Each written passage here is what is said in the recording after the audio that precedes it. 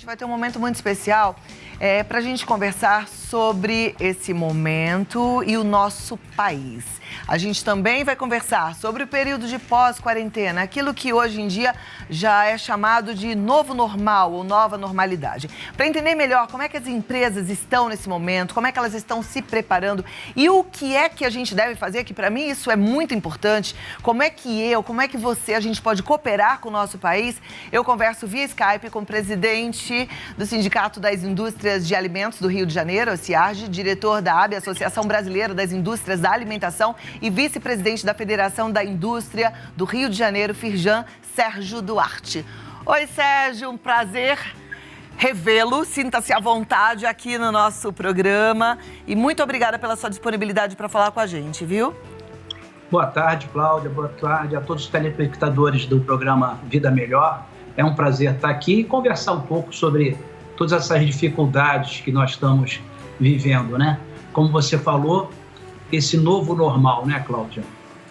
Esse novo normal às vezes assusta as pessoas, mas eu sempre acho que também lidar com uma expectativa falsa é muito frustrante. Eu acho que o melhor é a gente entender a realidade e saber de que forma a gente pode contribuir para que esse novo normal seja positivo, né? E para que a gente também não fique frustrado. Então eu queria primeiro entender como é que está hoje a situação das empresas, como é que as empresas e as indústrias estão se organizando para atender essa demanda, porque a forma de consumo mudou, né? Mudou. Então a gente precisa entender o momento que foi 15 de março, mais ou menos, quando começou a ser o isolamento, começou mais ou menos dia 15 de março. O grande problema, Cláudia, é que o Brasil vem de uma recessão muito grande, né? Nós viemos de 4 anos, talvez a recessão mais profunda que o Brasil já viveu. As empresas vinham debilitadas, nós ficamos sempre muito preocupados com as pequenas e microempresas, que são quase 90% dos estabelecimentos comerciais no Brasil, industriais no Brasil, e essas empresas vinham com muita dificuldade, esses empresários vinham com muita dificuldade. E todos nós, como sociedade, querendo algo melhor, né? Todos nós nos preparando para algo melhor. Então, as perspectivas estavam muito otimistas. Esse ano estava previsto o crescimento, teve a reforma da Previdência, e o empresário, querendo que o negócio dele melhorasse, que prosperasse, começou a fazer investimento. De uma hora para outra chegou um episódio que ninguém contava, que foi a pandemia, e de uma hora para outra, sem nos prepararmos, falaram assim: para o seu negócio. Isso criou um transtorno muito grande, as empresas estão passando um momento muito delicado, infelizmente. Alguns setores estão sendo mais afetados que os outros, então a gente sabe que o comércio, o restaurante, dependendo do setor industrial, por exemplo, têxtil, automóveis, estão tendo uma queda de demanda, eletrodoméstica, estão tendo uma queda de demanda muito grande, porque você não tem nem como consumir, nem tem como ir, está proibido de sair, então as empresas estão passando um momento muito delicado. Isso não tenha dúvida que, infelizmente, eu gosto de citar, eu cito, que é como se nós estivéssemos vivendo uma guerra.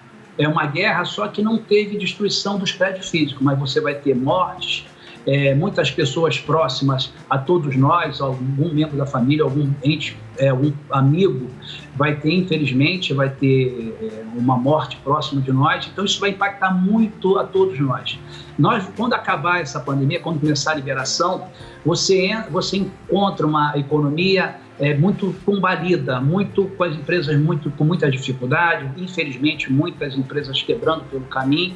Então é como se fizesse um pós-guerra. A única diferença que nós vamos ter é que nós não vamos ter destruição nem dos prédios físicos e nem dos equipamentos, nem das máquinas. Isso é uma grande vantagem, porque como não tem a destruição, você recomeça. Perfeito. Mas como é que vive, né? Como é que vive esse novo normal, né, Cláudia? Uhum. Então, o que acontece? O que nós precisamos entender, eu acho que diante do que eu estou te falando, dessa dificuldade que as empresas e alguns setores estão passando, eu acho que, como o Dr. Pablo estava falando na entrevista anterior, a gente precisa entender o seguinte: o que vai acontecer com essa sociedade? Quando nós olhamos o grau de isolamento de 50%, 51% das pessoas respeitando o isolamento, nós estamos dizendo que tem uma grande parte da sociedade apavorada, com medo, preocupada do que vai acontecer. Como é que esse consumidor vai se comportar na hora que puder liberar? Como é que, Cláudio, nós vamos nos sentir à vontade de entrar num cinema cheio, muitas pessoas? Como é que nós vamos nos sentir para frequentar um show de rock, como Rock in Rio ou Lollapalooza, que são milhares de pessoas aglomeradas? Como é que nós vamos nos comportar nesse momento? O que eu acho que a pandemia traz para todos nós como sociedade é uma grande lição, é um grande ensinamento. Não interessa se você é pobre, se você é rico, chegou um momento quando os leitos estão todos ocupados e você pode ser a pessoa mais rica, você pode ter um plano de saúde maravilhoso e chegou um momento que você não teria local para se internar. Então, nesse momento, a pandemia, esse vírus, ele veio dizer para todo mundo, sim, nós precisamos repensar um pouco mais nas nossas vidas, como nós nos portamos perante ao nosso semelhante, o que nós temos que fazer para poder fazer um mundo melhor. Nós temos que, como sociedade, nos unirmos. Então, eu acho que empresários têm que ter uma postura diferente, as pessoas têm que ter uma postura diferente em relação à nossa sociedade, o momento que nós estamos vivendo. Ótimo. Você conversou um pouquinho antes comigo e você estava falando que as indústrias elas estão se preparando também para esse novo momento, inclusive adotando medidas mais rigorosas de higiene, de cuidado no manuseio, na fabricação dos produtos, né? Eu represento o setor de alimentos, então o setor de alimentos sempre foi muito cuidadoso, porque nós temos regras muito duras para o controle de produtos, já que nós temos a responsabilidade de levar a comida para as pessoas. Mas com o efeito da pandemia, passou-se a adotar outros critérios. Então, por exemplo, qualquer pessoa nas empresas de alimento, para entrar, tem a controlada a temperatura, você tem álcool gel espalhado pela fábrica toda, pelas empresas todas, você passou a adotar com mais força o home office. Então, as pessoas que não são da indústria, que não dependem de estar do lado de uma máquina produzindo, principalmente a parte de escritório, a parte comercial, está se adotando o home office para se afastar um pouco mais das pessoas. Dentro das fábricas está se redesenhando as linhas de produção para que tenha um afastamento maior.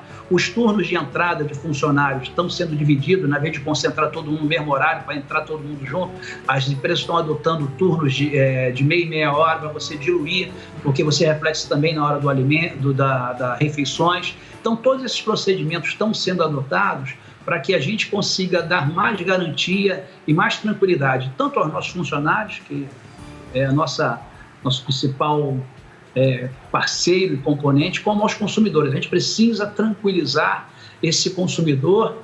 Vou repetir de novo, esse novo normal vai ter um consumidor mais exigente, mais atento e mais temeroso, Cláudia. Perfeito. Você falou de atento e aí eu acho que cabe a reflexão também em relação à nossa parcela para que esse país decole, para que a gente atravesse essa crise com menos impacto, né? Eu fiquei muito contente de perceber a campanha que está sendo lançada, o Brasil by Brasil, quer dizer, um estímulo para que os brasileiros comprem de indústrias brasileiras, né? Produtos que são fabricados no Brasil. Aí eu queria que você falasse um pouquinho disso e como é que essas indústrias estão, se elas estão preparadas, se a gente tem hoje produtos que atendam de fato a necessidade do consumidor. O que acontece é que tem uma lógica da tributação que ela que penaliza muito a indústria. Eu gosto de reforçar que o empresário industrial brasileiro ele é extremamente competente, mas ele não é competitivo. Eu vou te explicar por que ele não é competitivo. Ele é competitivo do portão da fábrica dele para dentro e não é competitivo do portão da porta dele para fora. Existe uma lógica de tributação que é mais fácil você tributar a indústria. Porque a indústria, como são um número menor de estabelecimentos, você consegue. Se você tributar a indústria, é mais fácil fiscalizar, é mais fácil controlar.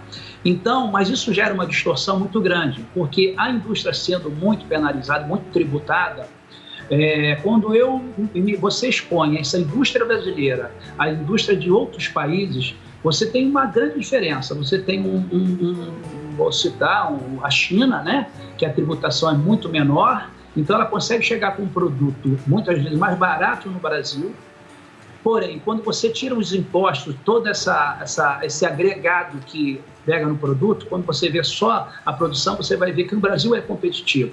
O Brasil ele só não é competitivo por causa dos impostos. Então, o que nós estamos sempre conversando, e eu gosto de usar o exemplo, Cláudia, se você resolver cortar um cabelo, eu vou dar um exemplo bem claro para você, se você resolve cortar o cabelo, ele pode custar R$100 em São Paulo, pode custar R$10 no Rio, e pode custar R$1 na China. Ninguém vai sair para ir na China cortar um cabelo. O serviço, ele é aplicado aonde é consumido. Mas, Cláudia, esse corte de cabelo pode estar sendo feito com uma tesoura que foi produzida na China, o shampoo que foi produzido na Argentina, e a gente vai perdendo essa capacidade de gerar emprego e gerar renda. O Brasil é um país muito diversificado, tem uma indústria muito forte, é uma indústria muito preparada, só que ela é muito penalizada. Então, essa campanha que a CNI fez, que é consumir produtos do Brasil, eu vou voltar naquele assunto, como eu falei, que eu estava falando com você no início, a sociedade tem que mudar, né? E nós temos que ser mais solidários. Nós temos que entender mais as nossas atitudes e como é que isso impacta a nossa sociedade, como é que isso impacta a nossa vida.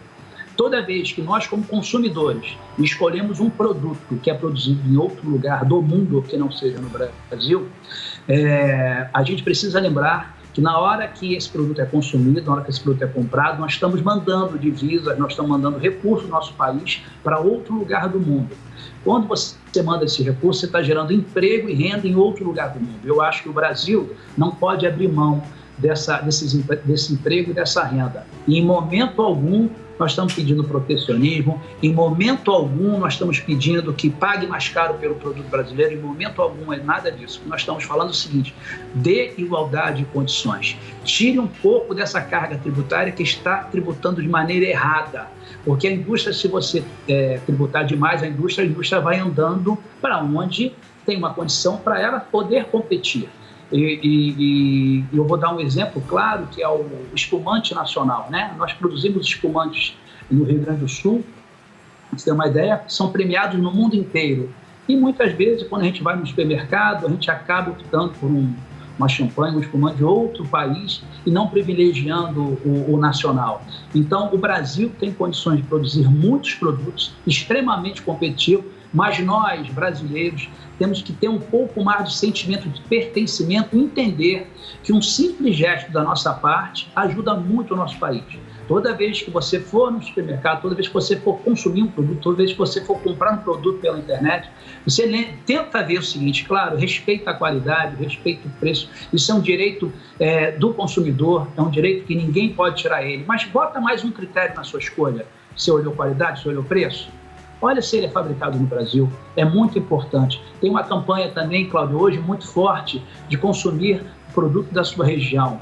Esses movimentos, esses sentimentos, essa postura de tentar ajudar um pouco mais, às vezes pode significar muito pouco no seu orçamento no final do mês, mas você precisa entender, o consumidor precisa entender que pode estar gerando uma infinidade de empregos, milhares de empregos. O nosso país, infelizmente, não pode abrir mão do emprego. O emprego industrial, Cláudia, ele é um emprego que dá melhor remuneração. Todas as cadeias econômicas, todas as atividades econômicas, a atividade industrial é que melhor remunera o seu funcionário, é o que dá melhor condição.